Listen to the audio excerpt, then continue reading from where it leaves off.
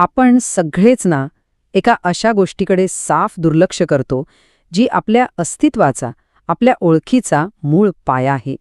तो म्हणजे आपला मेंदू. आणि तो म्हातारा होतोर. आपल्याला वाटतंय ना त्यापेक्षा खूप जास्त वेगाने. आणि आपली आजची जीवनशैली, सतत धावपळ, डोळ्यासमोर स्क्रीन ही तर या प्रक्रियेला आणखीनच वेग देतीये. पण एक चांगली गोष्ट आहे, हे सगळं आपल्या हातात आहे. आपण यावर नियंत्रण मिळवू शकतो. आणि इथेच खरा खेळ सुरू होतो. लाईफ स्पॅन विरुद्ध हेल्थ स्पॅन. म्हणजे आपण किती वर्ष जगतो हा प्रश्नच नाहीये. खरा प्रश्न हा आहे की ती वर्ष आपण कशी जगतो, किती ताकदीने, किती मानसिक स्पष्टतेने.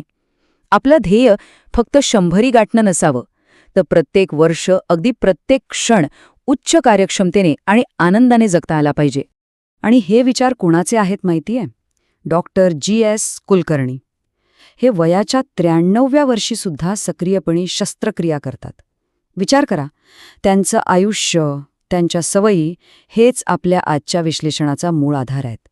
त्यांनी जी तत्त्व सांगितली आहेत ना, ती फक्त जास्त वर्ष जगण्यासाठी नाही आहेत, तर ती वर्ष उत्तम आरोग्यमानाने म्हणजे हेल्थ स्पॅनने जगण्यासाठी आहेत.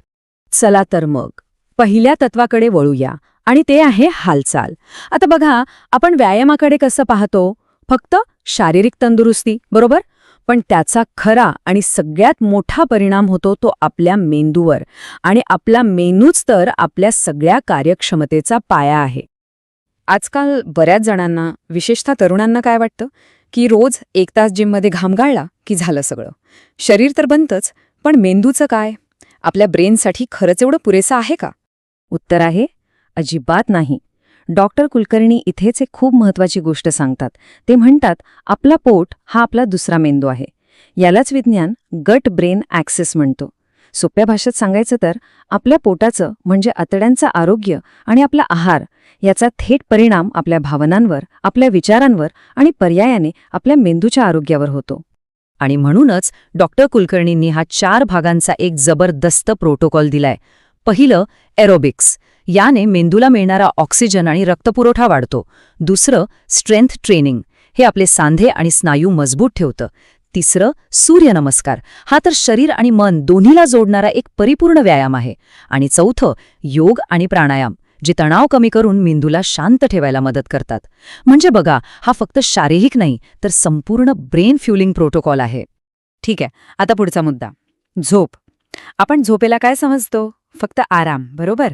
पण थांबा, झोप ही फक्त विश्रांती नाहीये.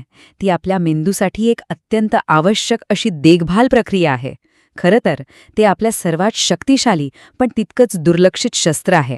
बघा, दिवसभर काम करून आपल्या मेंदूत बीटा अमायलोइड आणि टाऊ प्रोटीन्स नावाचा विषारी कचरा जमा होतो.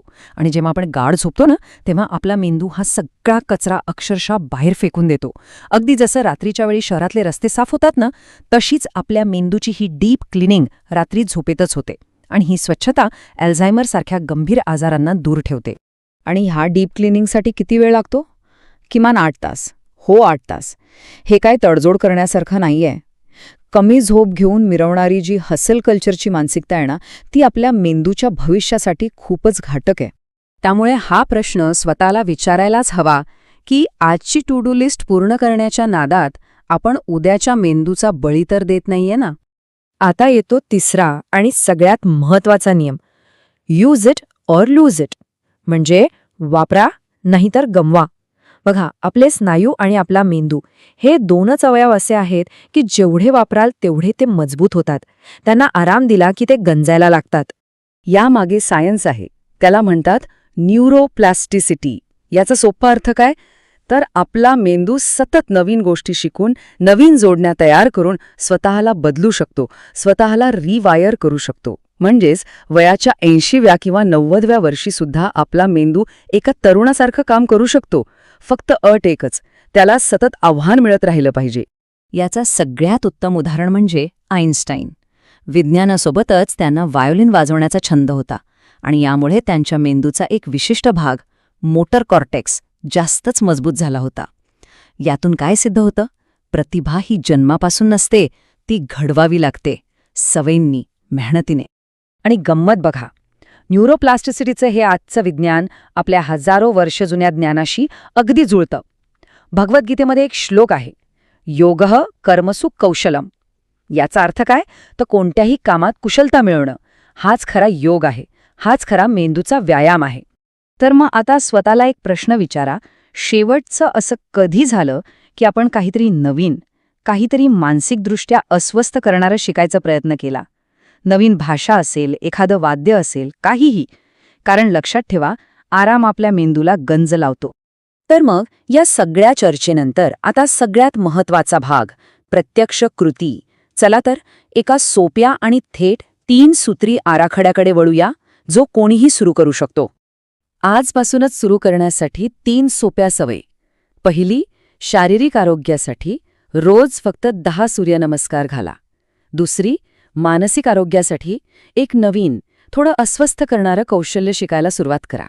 आणि तिसरी, जी सगळ्यात महत्त्वाची आहे, झोपण्यापूर्वी किमान 1 तास आधी सगळे स्क्रीन्स, मोबाईल, टीव्ही, लॅपटॉप बंद करा.